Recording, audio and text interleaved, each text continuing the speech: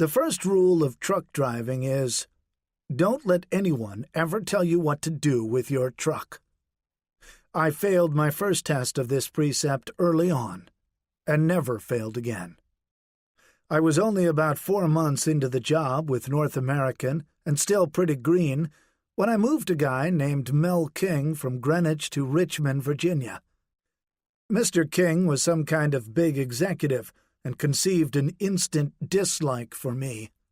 The loading part in Greenwich went smoothly, mostly because I had hired Callahan's local crew for helpers. It was a destination where things began to unravel. I had arrived at Mr. King's on schedule, with 2 helpers from the local agent and a full truck loaded with his stuff. Mr. King's dream house had one of those long, curving driveways that the Richmond Excerpts sprout like anthrax spores. I haven't any good reason to explain it, but I cannot stand Richmond. I call the whole area a hotbed of social rest. The term is not original with me, but it works. It probably has something to do with the string of problem shippers, but I don't know. I surveyed the driveway and decided that even if I could get the truck down to the house, which I didn't think I could, I'd never get it out. Strictly speaking, basic physics dictates that any object in one place can extricate itself by exactly reversing the movements it took to get there.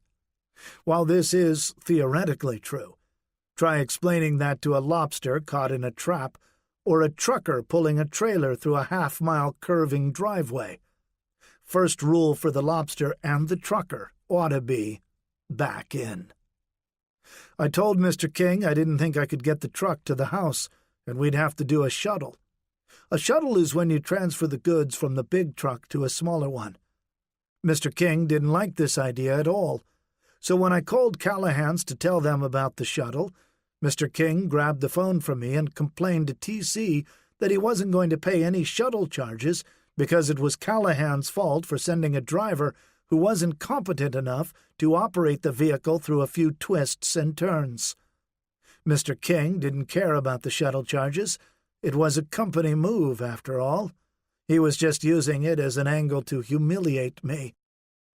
Naturally, that pissed me off, partly because he was right, in the sense that I wasn't totally competent in the job, and partly because Mr. King had taken every opportunity to belittle me from the moment we'd met.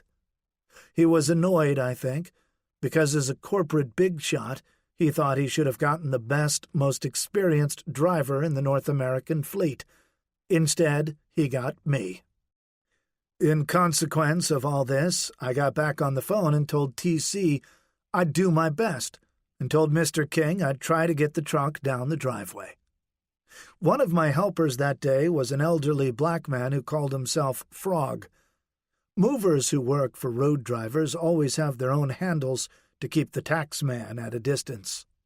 He was an old moving pro who carried his own tool pouch and lunch pail. Frog took one languid look at the driveway and drawled under his breath, "Don't do it, Junior.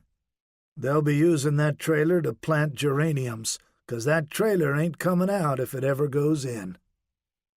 Frog was going way out of his way to help me. He knew, as a black man from Richmond, that you let white people do what white people are going to do. At the same time, he saw my inexperience and the weird dynamic between Mr. King and me, and probably figured that my being a young fool trumped my color, so he piped up with his sage counsel. Casting aside all advice, I started up the rig and drove down the slope toward the first bend. That one I negotiated fine, though I had to get really close to the trees on the right so that the back left wheels of the trailer would clear the trees on the other side. Now there would be no going back.